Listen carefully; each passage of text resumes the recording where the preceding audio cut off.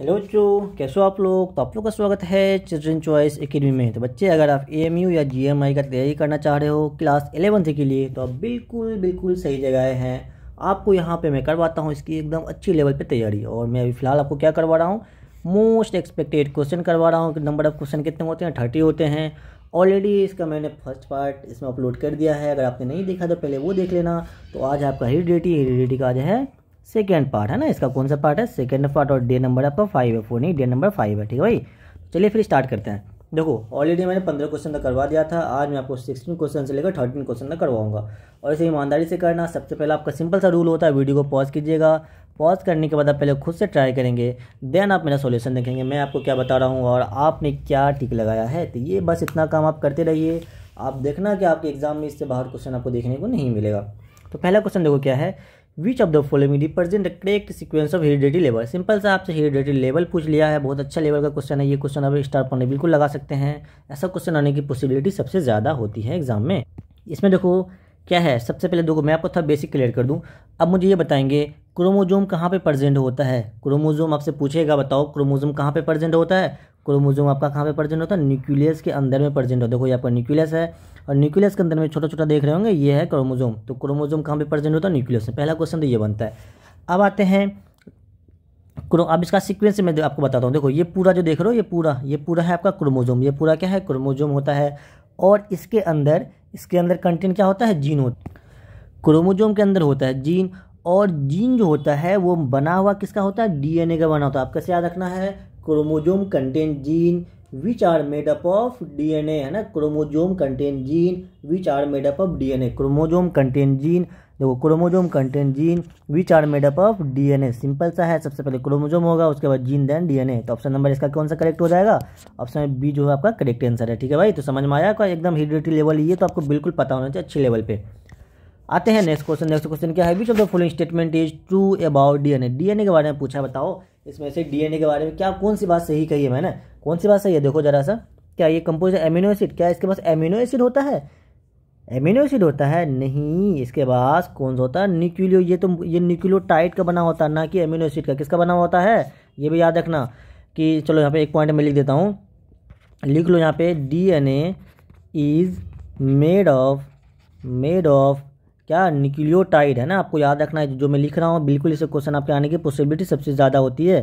तो न्यूक्लियोटाइड याद रखना है। अब बताओ, इट कैरी जेनेटिक इन्फॉर्मेशन। बिल्कुल सही बात भाई, डीएनए जो है, डीएनए की वजह से ही जो जेनेटिक इन्फॉर्मेशन होता है वो ट्रांसफर होता है from one body to another body, है ना। फ्रॉम पेरेंट्स ऑफ स्प्रिंग, माता पिता से जो बच्चे के अंदर जो जेनेटिक इन्फॉर्मेशन जाता है, किसके थ्रू जाता है, डीएनए के थ्रू जाता है। डीएनए के ही अंदर वो सारी चीज़ें होती है। ठीक है भाई, तो ये चीज़ बिल्कुल सही है। क्या है, it present only in reproductive cell. क्या सिर्फ और सिर्फ जो डीएनए होता है वो सिर्फ और सिर्फ रिप्रोडक्टिव सेल में प्रेजेंट होता है, नहीं। It present in all type of cell. इसमें क्या लिख लो, डीएनए प्रेजेंट होता है, प्रेजेंट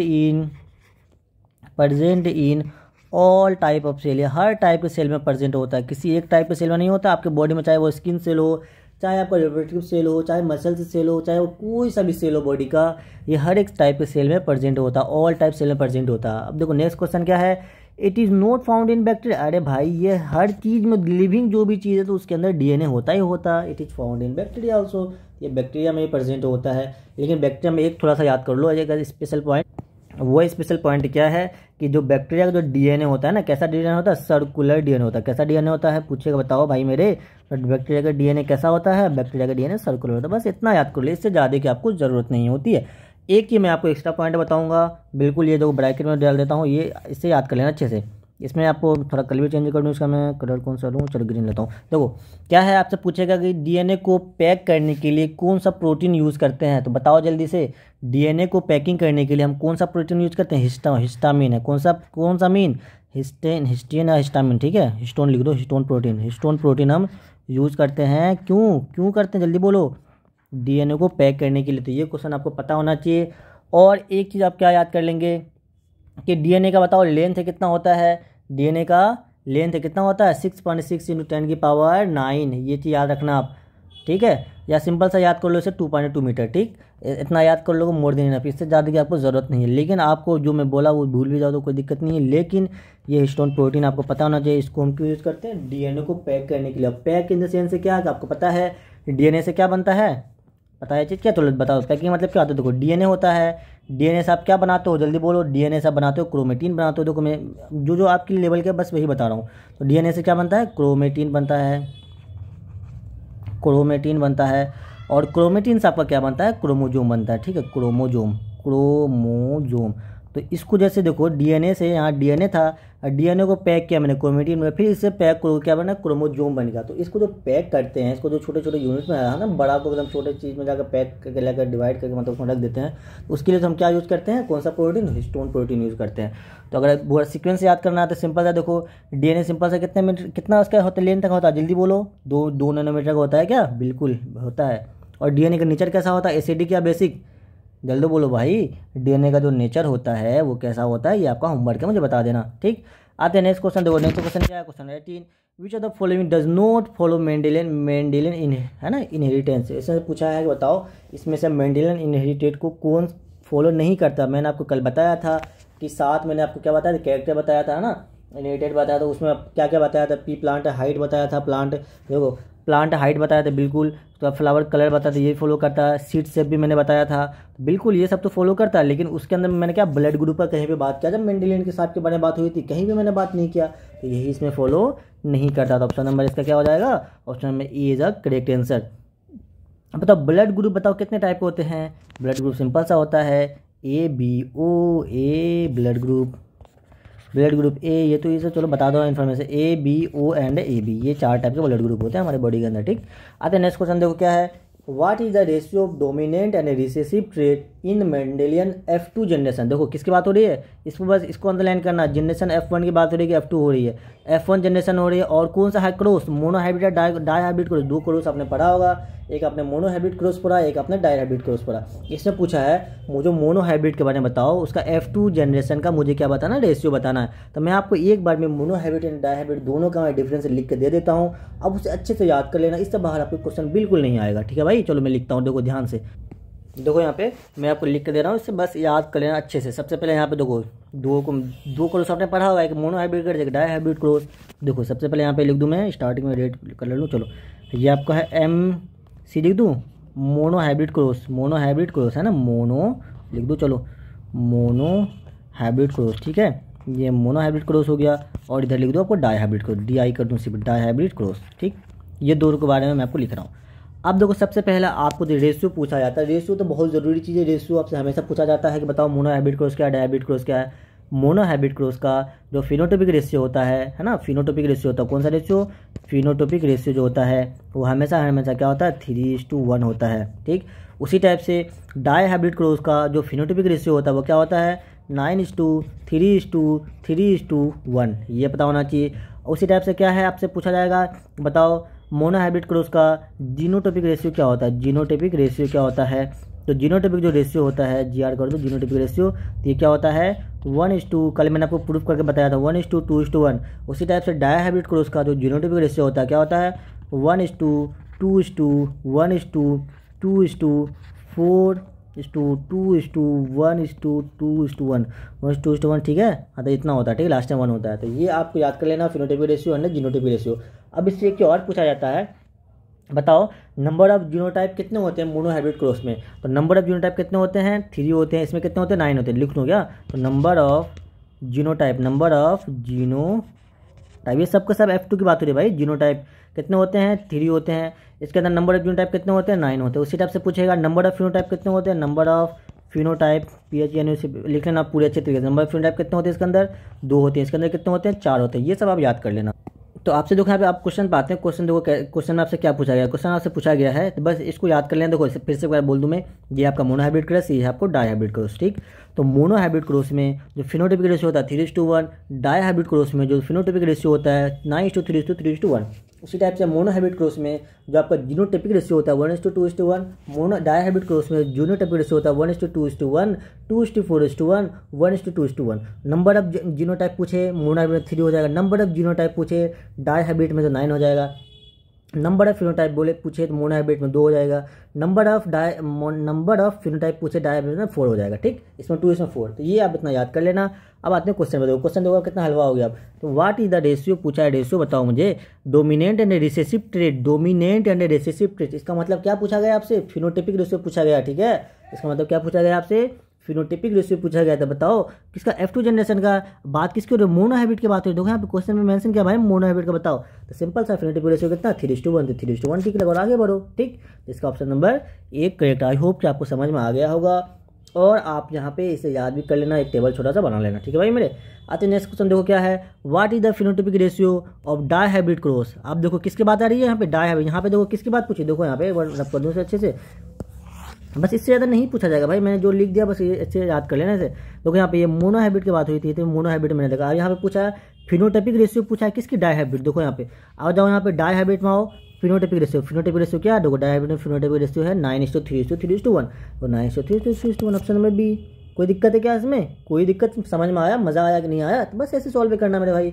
आते हैं नेक्स्ट क्वेश्चन देखो क्या है, विच of the following statement is true regarding natural selection. आप पूछा है बताओ इसमें से क्या कौन सा स्टेटमेंट ट्रू है, किसके रिगार्डिंग, नेचुरल सिलेक्शन के रिगार्डिंग। आप मुझे बताएंगे नेचुरल सिलेक्शन होता क्या, ये आपका होमवर्क है। ठीक, it result in the survival for the fittest, क्या ये फिटेस्ट के लिए होता है, सिंपल सा बात करते हैं इस पर। इट एलिमिनेट ऑल वेरिएशन, नहीं ये वेरिएशन को एलिमिनेट नहीं करता है।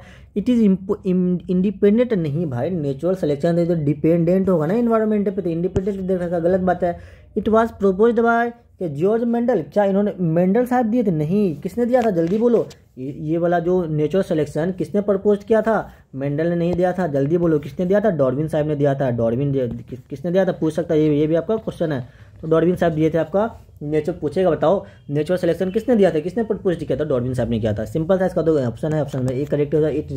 It result in the survival for the fittest, Darwin साहब ने कहा था, इसके बारे में कुछ ऐसा कुछ स्टेटमेंट उन्होंने कहा था, कहा कि नहीं कहा था, जल्दी बोलो। इसका मतलब क्या होता है, जल्दी बताओ। इसका मतलब ये होता है कि जो ऑर्गेनिज्म होता है ना वो बेस्ट सूटेबल होता है कहाँ, इन्वायरमेंट, कौन से इन्वायरमेंट पे, कहाँ पे बताओ, वो बेस्ट उस इन्वायरमेंट वो सर्वाइव करता है अच्छे से, है ना, किसी मतलब एक अच्छा मतलब जहाँ पे वो रिप्रोड्यूस करता है तो वहाँ पे वो अच्छे से सर्वाइव करता है एंड वो रिप्रोड्यूस करता है। सिंपल फिटेस्ट मतलब समझ आपको मेरे से अच्छे से पता हुआ आई होप, तो आप सिंपल से ऐसे याद कर लेना कि जो नेचुरल सिलेक्शन था किसने दिया था, डार्विन साहब ने, उसने क्या कहा था, it result in the survival for the fittest.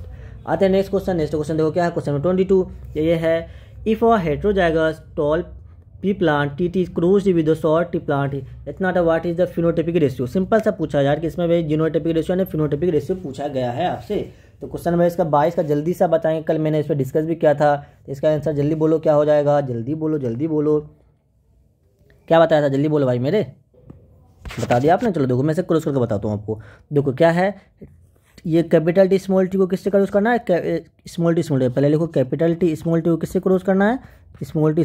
ठीक, तो इसके लिए सिंपल सा आप क्या करेंगे, देखो यहाँ पे कैपिटल टी एक बॉक्स से बना लो आप, है ना, बॉक्स से बना लो छोटा सा प्यारा सा क्यूट सा। तो इसमें पहले लिख दो आप कैपिटल टी स्मॉल टी लिखिए और नीचे क्या लिखिए, स्मॉल टी लिखिए। मतलब इसको मैंने ऊपर लिखा, इसको नीचे लिख दिया, कोई दिक्कत नहीं है। आप इसे क्रॉस कीजिए, कैपिटल टी स्मॉल टी ये क्रॉस हो जाएगा, कैपिटल कलर चेंज क्यों हो रहा भाई, हाँ। तो capital T small T small T, ठीक है, कैपिटल टी स्मॉल टी ये आप इतना सा तक करना जानते ही होगे। तो आप देखो इसमें क्या लिखना है, आपसे पूछा है क्या, फिनोटाइपिक रेशियो पूछा है। फिनोटाइप मतलब जो फिजिकल जो आपको जो दिख रहा है, जो शो कर रहा है, तो मैं आपको फिनोटाइप जीनोटाइप बहुत अच्छे लेवल पे समझाया है। एंड आपने नहीं देखा है वीडियो तो पहले प्लीज़ वो फर्स्ट लेक्चर जरूर देख लें आप।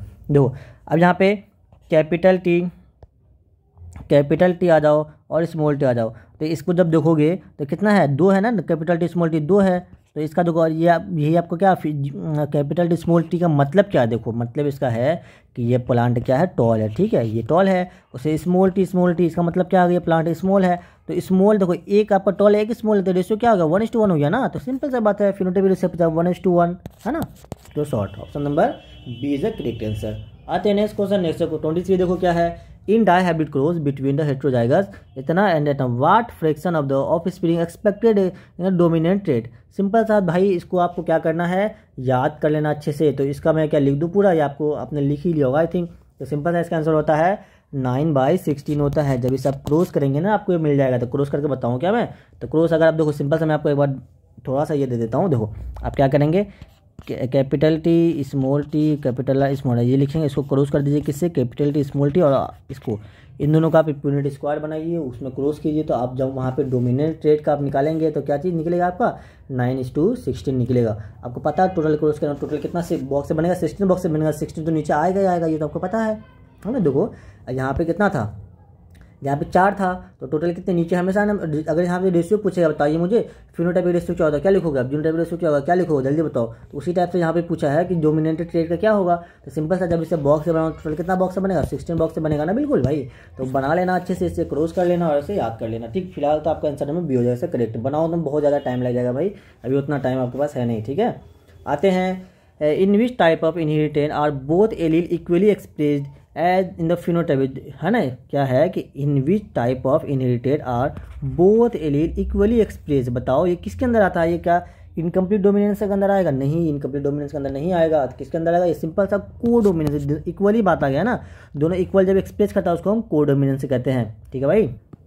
आते हैं नेक्स्ट क्वेश्चन, नेक्स्ट क्वेश्चन आपका देखो क्या है, नेक्स्ट क्वेश्चन बहुत प्यारा सा है कि what is the term for the genetic phenomena where one gene influence multiple phenotypic trait, बताओ इस फिनोमिना को क्या बोलते हैं, सिंपल सा है, इस फिनोमिना को क्या बोलते हैं, पीलियोट्रोपी बोलते हैं, क्या बोलते हैं, पीलियोट्रोपी बोलते हैं। आप बताएं मुझे इपीस्टेसिस क्या होता है, देखो ये सब टर्म है ना अभी फिलहाल आपके एनसीईआरटी से हट चुका है, ठीक है। जैसे देखो ये सब, ये जो मैं जो टर्म बता रहा हूँ, ये जो क्वेश्चन आने की एक्सपेक्टेशन है, लेकिन ये सब टर्म आपके फिलहाल एनसीईआरटी इपीस्टेसिस क्या है, पॉलीजेनिक क्या है, ये सब हट चुका है, इसलिए मैं इसको पूरा डिटेल नहीं समझा रहा हूँ। आप बोलोगे सर क्यों छोड़ रहे हो, बस जो मैं क्वेश्चन कर रहा हूँ इस क्वेश्चन को आप अच्छे से कर लेना, ईमानदारी से प्लीज़ कर लेना से अच्छे से, ठीक है। तो ये क्वेश्चन आ सकता है, same to same as it is आ जाएगा, कोई इसमें चेंजिंग नहीं होगा, लेकिन आपको यहाँ पे जो एनसीईआरटी जो अपडेटेड एनसीईआरटी आप पढ़ेंगे तो देखना कितना फॉर्ट है, 2-4-5 पेज का दे रखा है, तो इसमें ये सब सारी चीज़ें बिल्कुल नहीं है, तो इसलिए आप ज़्यादा घबराया नहीं, बिल्कुल आप नॉर्मल में पढ़िए, और जो मैं पढ़ा हूँ उस पर पढ़े, और जो मैं आपको 15 लेक्चर का जो स्टार्टिंग में दिया ना वो तो बेस्ट है, तो उससे तो आपके क्वेश्चन आने ही आने हैं, तो इससे भी एक्सपेक्टेशन है कि बिल्कुल रेशियो वाला क्वेश्चन में जो करवाया हूँ, अब मैंने आपको जहाँ पे रेशियो लिख के दिया है, मोनो हाइब्रिड का क्या होता है, डाई हाइब्रिड का क्या होता है, तो ये सारा क्वेश्चन आने की पॉसिबिलिटी है, तो ये सारा टर्म हट चुका है, बट मैं फिर भी क्वेश्चन लेकर आऊँ आपके लिए, थोड़ा एक लेवल आपका अप करने के लिए, ठीक। अब देखो नेक्स्ट क्वेश्चन क्या है, नेक्स्ट क्वेश्चन बहुत ही प्यारा है एंड आसान क्वेश्चन है कि in monohybrid cross between 2 heterozygous individual, है ना, 2 हेटेरोजाइगस इंडिविजुअल, ए क्या दे रखा है एंड ए दे रखा है, ठीक। What is the probability of training the offspring with the homozygous, जो आप पूछा है मुझे होमोजाइगस की प्रोबेबिलिटी क्या है, बिल्कुल ये क्वेश्चन आपसे आ सकता है, ये क्वेश्चन मैं आपको डिटेल करवाऊंगा अभी, देखो यहाँ पे।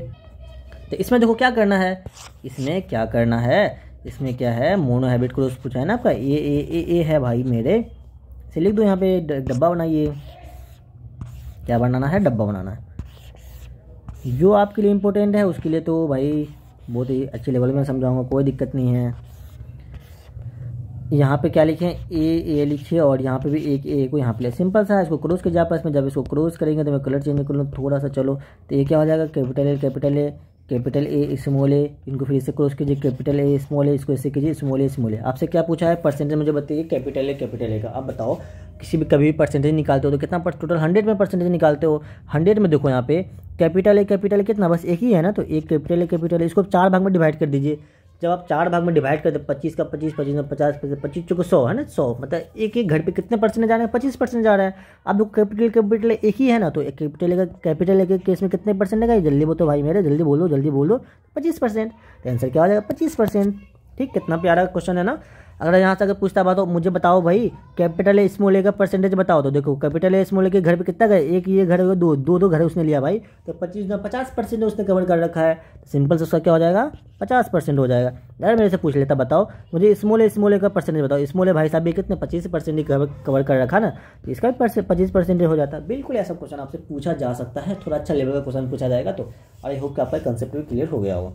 आते हैं क्वेश्चन नंबर 27, देखो क्या है 27 कि विच स्टेटमेंट इज करेक्ट, पूछा है इसमें से कौन सा करेक्ट है। Transmission of the heredity trait, simple सा है, तो इसके लिए मुझे करेक्ट बताना, क्या trait are pass from only from, क्या जो ट्रेट जो ट्रांसफर होता है ऑफिस में सिर्फ उस पर मदर से ट्रांसफर होता है, नहीं यार गलत बात है, क्या वो सिर्फ फादर से ट्रांसफर होता है, ऐसा भी बात है नहीं, कि दोनों से ट्रांसफ़र होता है, जो कैरेक्टर ट्रांसफ़र होता है बच्चों के अंदर, वो माँ और बाप दोनों का कॉम्बिनेशन, कुछ माँ से आता है, कुछ बाप से आता है, मतलब कुछ फादर से आते हैं, कुछ मदर से आते हैं, दोनों ट्रांसफ़र होता है थोड़ा बहुत, ठीक है। तो option number C is correct, trait are inherited from both parent, only वाला बिल्कुल नहीं होगा, है ना। ये एक्वायर्ड वाला कुछ है नहीं, इसको हटा दो, एक्वायर्ड मैंने ऑलरेडी बात कर रखा है। आते हैं क्वेश्चन नंबर 28 देखो क्या है। विच of the following best explain the genetic variation seen in the sexually reproduce organ. Simple सा है, जेनेटिक वेरिएशन बताओ किसके वजह से होता है, माइटोसिस की वजह से होता है, या फर्टिलाइजेशन की वजह से होता है, या बड़ी, मैंने कई बार बोला है कि जो जेनेटिक वेरिएशन होता है ये किसके वजह से, सेक्सुअल रिप्रोडक्शन के लिए होता है। तो सेक्सुअल रिप्रोडक्शन के इसमें क्या आ रहा है बताओ, सेक्सुअल रिप्रोडक्शन के केस में आता है फर्टिलाइजेशन। तो ऑप्शन नंबर क्या हो जाएगा, सी इज करेक्ट आंसर। देखो जो बडिंग है, जो बाइनरी फिजन है, जब मैं रिप्रोडक्शन एरिया में पढ़ाया था वहाँ पे मैं आपको समझाया था ये लोग क्लोन बनाते हैं, मतलब सेम टू सेम, जैसा बाप वैसा बेटा है ना, जैसा बाप वैसा बेटा, वैसा दादा वैसा नाती वैसा पोता वैसा सब सेम कोई चेंज नहीं है ना। सब बाप को उठा लो, दादा को उठा लो, पोता को उठा लो, नाती को उठा लो, कुछ किसी को उठा लो यार, सब सेम होते हैं। लेकिन जो हमारे केस में आप अलग हो, आपके फादर का जो है ना अलग है, थोड़ा सा अलग है, वो आपके दादा अलग हैं, उनके दादा अलग हैं, मतलब थोड़ा वेरिएशन है। तो वेरिएशन किसके केस में आते हैं, हमेशा सेक्सुअल रिप्रोडक्शन, जो सेक्सुअल रिप्रोड्यूस करते हैं उसके केस में वेरिएशन आते हैं। और इनके केस में देखो माइटोसिस क्या होता है, सेक्सुअल नहीं, म्यूसिस होता है। ये सब बात अब 11th में होता है, अच्छे लेवल पे करेंगे आप। तो बाइनरी फिजन तो बिल्कुल, ये तो एसेक्सुअल हो गया, ये भी एसेक्सुअल हो गया, ये भी सेक्सुअल का। यहाँ पे क्या एग्जांपल है, फर्टिलाइजेशन। आपको पता है फर्टिलाइजेशन क्या था, जब मेल एंड फीमेल गेमेट जब आपस में मिलता है तो फर्टिलाइजेशन होता है। तो फर्टिलाइजेशन किसके अंदर आ रहा है, सेक्सुअल रिप्रोडक्शन का। Option number C is correct answer. आते हैं नेक्स्ट क्वेश्चन 29। तो 29 बहुत ही आसान सा, बहुत ही प्यारा सा क्वेश्चन है। क्या है, a gene that does not express that knows itself in its presence of the dominant allele is known as, उसको हम क्या बोलेंगे, रिसेसिव बोलेंगे। सिंपल सी बात है, इसमें कुछ है क्या, देखो यहाँ पे इसका मतलब क्या है भाई। अगर यहाँ पे कैपिटल ए स्मॉल ए लिखूँ, स्मॉल ए स्मॉल लिखूँ, कैपिटल ए कैपिटल, तीन कैसे लेता हूँ, ठीक है, आपको समझाने के लिए। देखो ये स्मॉल ए दोनों क्या है, दोनों रिसेसिव है। रिसेसिव मतलब छोटा है, रिसेसिव मतलब छोटा है। सिंपल वर्ड समझा रहा हूँ, देखो मतलब है, मैं कुछ बातें जो आपको बोलता हूँ ना उसको वहाँ पे साइंस से मत ये करना कि भाई सर साइंस से मतलब नहीं, मैं जो कुछ बोलते हैं छोटा बड़ा ये सब, अब बस आपको समझाने के लिए बोलता हूँ भाई। नॉर्मल वर्ड में समझना ज़रूरी होता है ना, नॉर्मल वर्ड ज़्यादा समझ में आता है। इसलिए जो दोनों छोटा मतलब कि दोनों क्या छोटा है, कैपिटल मतलब छोटा। इसमें देखो ये बड़ा तो स्मॉल है, छोटा है, ये बड़का भाई साहब है, ये लार्ज है भाई साहब है, ये भी बड़का, ये दोनों बड़का, ठीक है, दोनों लार्ज। जब दोनों छोटा हो तो राज किसका चलेगा, राज किसका चलेगा, राज हमेशा छोटा ही चलेगा। दोनों छोटा है तो भाई छोटा का राज चलेगा, अगर दोनों बड़ा तो भाई बड़ा का ही राज चलेगा, कोई दिक्कत नहीं। मतलब कि देखो छोटा मतलब क्या है, रिसेसिव। छोटा मतलब क्या है, रिसेसिव। तो यहाँ पे तो रिसेसिव अपने आप को शो करेगा, है ना, मेरा राज है मैं शो करूँगा भाई, मेरा साम्राज्य है ना, ऐसा कुछ चलता है। तो यहाँ पे दोनों क्या है, दोनों बड़ा है, तो दोनों बड़ा है और दोनों क्या है, डोमिनेंट है। बिल्कुल यहाँ पे ये शो करेगा, जो बड़ा है वो अपना साम्राज्य, तो मैं बड़ा हूँ तो मैं बड़ा हूँ, ठीक, ऐसे वाली बातें चलेगी। अब आते हैं यहाँ पे तो भाई साहब एक बड़े भाई आ गए, एक छोटे भाई आ गए। अब यहाँ पे थोड़ा सा मसला तो होगा भाई, है ना। तो यहाँ पे मसला होगा कि बड़े भाई भी हैं छोटे भाई भी हैं, होता ही है, नॉर्मल बात है, कोई बड़ी बात नहीं आज के दौर में। तो ये बड़े भाई सब भी छोटे भाई सब। अब यहाँ पे थोड़ा मसला चलेगा अब कि यहाँ पे देखो डोमिनेंट भी है ना। देखो ये भी क्या है, ये वाला डोमिनेंट है। देखो मैंने क्या लिखा, जो कैपिटल उसको डोमिनेंट बोलते हैं, और जो स्मॉल इसको क्या बोलते हैं, रिसेसिव बोलते हैं।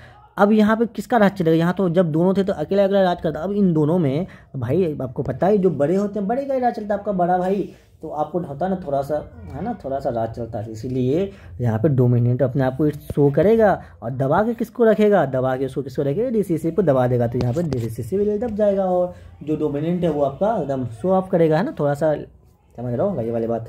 आते हैं लास्ट क्वेश्चन आज का, क्या है, which process produce genetically unique gamete. Simple से मैंने आपको बताया था, डिस्कस कर दिया है कि बताओ जो जेनेटिकली यूनिक गैमेट किसके अंदर बनता है, क्या वो माइटोसिस नहीं, ये एसेक्सुअल होता है आपका, जो होता है म्यूसिस होता है, म्यूसिस के अंदर आपका जेनेटिक यूनिक गैमेट बनता है। तो option number B is correct answer, ठीक। आई होप कि आपको मज़ा आया होगा पढ़ के। ज़्यादा टाइम भी मैं थोड़ा मुझे कम टाइम लेना था, बिकॉज कल ऑलरेडी मैंने बहुत लंबा लेक्चर दिया था, इससे सोचा था मैं थोड़ा जल्दी से आज का लेक्चर आपका कंप्लीट कर दूं, ताकि आपका टाइम है ना थोड़ा यूटिलाइज हो जाए किसी और चीज़ में। तो आई होप कि आपको मज़ा आ गया होगा। तो भाई आपको वीडियो आपको कैसा लगा होगा मुझे ज़रूर कमेंट कर बताइए, और अपने दोस्तों से ज़रूर शेयर किया कीजिए, और बिल्कुल लाइक ज़रूर किया कीजिए। और अगर आप चाहो तो इसे सब्सक्राइब करके रख सकते हो, बिकॉज अभी बहुत सी चीज़ आने बाकी है। ये आपका चैनल पेज है इंस्टाग्राम पे, सब स्कैन करके बिल्कुल वहाँ पे जाएँ, वहाँ पे आपको इन्फॉर्मेशन मिलेगा, बहुत सारी चीज़ें मिलती है वहाँ पे, और ये सब जरूर ज्वाइन कीजिए, उसे जरूर फॉलो करके रखना, ठीक है भाई मेरे। तो thank you so much for watching this video. मिलते हैं फिर नेक्स्ट लेक्चर में, तब तक के लिए ओके भाई, अपना ख्याल रखना। देखो कितने प्यार से पढ़ रहे हैं, तो बिल्कुल इतने प्यार से पढ़ना। थोड़ा सा मैं आपको क्या सजेस्ट कर दूँ, देखो बायोलॉजी का आपका 4 चैप्टर आई थिंक कंप्लीट हो चुका है, एक चैप्टर बचा हुआ आवर इन्वायरमेंट, वो कंप्लीट करूँगा मैं। उसके बाद आपको मिलेगा यहाँ पे क्या, मैं फिजिक्स या केमिस्ट्री, मतलब मैं आपको दोनों कर पाऊंगा, फिजिक्स केमिस्ट्री सारी चीज़ यहाँ पे हो जाएगी। तो ये दोनों आपको स्टार्ट हो जाएगा कोई एक, ठीक है। तो आपको करना क्या है, ये चैप्टर आप कंप्लीट करो। आप मिनिमम 5 साल का PYQ प्लीज़ कर लेना मेरे भाई। PYQ आप कर लेते हो, मेरा लेक्चर अटेंड कर लेते हो, अगर आपके पास टाइम है तो आप अगर NCERT पढ़ लेते हो तो मेरी गारंटी है कि इससे बाहर आपको क्वेश्चन देखने को, चाहे वो AMU का पेपर दे रहा है, GMI का दे रहा है, आपको कहीं नहीं मिलेगा, ठीक है। आपको करना क्या, देखो अगर आपने NCERT नहीं पता NCERT पढ़ लीजिए। NCERT पढ़ने के बाद आप मेरा लेक्चर अटेंड कीजिए। यहाँ पे आपको पता है मैं हर चीज़ बताता हूँ, A to Z, छोटी बातें बड़ी बातें, और ज़्यादातर उस चीज़ पे ज़्यादा फोकस करता हूँ जो आपके एग्जाम में आने की पॉसिबिलिटी सबसे ज़्यादा है। 1-2 क्वेश्चन में लेवल का भी लेकर आता हूँ ताकि आपका भाई थोड़ा लेवल अप रहे, है ना, नीचे ना रहे। इस वजह से मैं 2-3 क्वेश्चन लेवल लेकर आता हूँ, और मैं उसे थोड़ा ऑप्शन को उसका देखता हूँ, मैं ऑप्शन मतलब स्किप कर देता हूँ, ठीक है। इसलिए करता हूँ ताकि आपको कुछ ज़रूरत नहीं उस चीज़ की। तो सिंपल से आपको करना है क्या, देखो सिंपल से करना है, आपको पहले NCERT पढ़ लीजिए, मेरा लेक्चर अटेंड कीजिए। मेरा लेक्चर देखने के बाद आपको क्या करना है, PYQ करना। PYQ करना शर्त है, PYQ करना बहुत ज़्यादा शर्त है, यही आपको सिलेक्शन दिलवाएगा।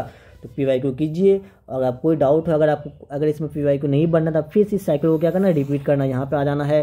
फिर आप NCERT पढ़ेंगे, फिर मैं लेक्चर अटेंड करेंगे, देन PYQ। इस साइकिल को आप 2-4 बार रिपीट करके देखिए, आपका देखना आपका कंसेप्ट बिल्कुल लेवल जाएगा, अच्छा आपको मज़ा आ जाएगा पढ़ने में, और आपके क्वेश्चन ही बनेंगे, ठीक है भाई। तो आप इसे अगर कोई भी डाउट हो, कोई भी दिक्कत हो, तो आप चाहो तो यहाँ मुझे मैसेज कर सकते हो। अदरवाइज मेरा जो पर्सनल ID है क्या है, A Kadir 374, आप मुझे यहाँ पे कांटेक्ट कर सकते हो। अगर कुछ पूछना हो, कोई डाउट हो, तो बिल्कुल यहाँ पे आप मैसेज करते हैं। बहुतों बच्चों का मैसेज आया है, मैं सबको रिप्लाई भी देता हूँ, ठीक है भाई। तो आप मुझे वहाँ रिप्लाई मैसेज कर सकते हो, आपको वहाँ पर रिप्लाई में प्यार से, देखो कितने प्यार से पढ़ा, एकदम हंसी खुशी, इतने प्यार से आपको पढ़ाई करनी है ना, बिंदास होकर पढ़िए, कोई दिक्कत नहीं है, टेंशन नहीं लेना।